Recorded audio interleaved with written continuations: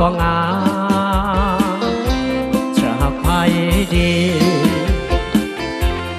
เอื้อยนั้นงามงามแท้งามมีเสน่ห์งามแท้เดยามยิ้มก็หวานจับใจสองพวงแก้มเบ่งบานเหมือนดวงดอกไม้หน้าหักใครหน้าเสยสมดมแก้มนางได้แต่คิดคำควรเพื่อลำพันโอ้จอมขวัญเจ้าสง่ามงามทางน้ำใจ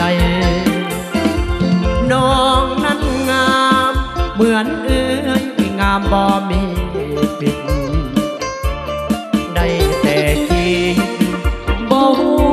จะตัดสินใจสองน้องเอื้อยสร้างงามงามคู่กันไป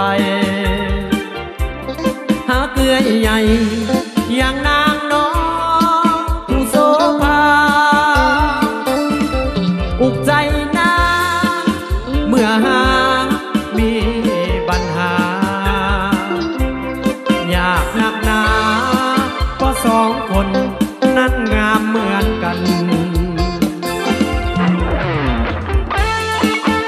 เอาหาเพียงซ่อนเด้อลิมบนล็อกสาวเสียงขวางปากคอใหญ่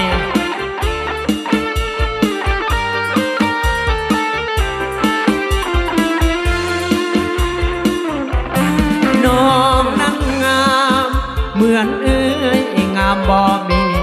ปิดได้แต่คิดบ่ฮู้จะตัดสินใจ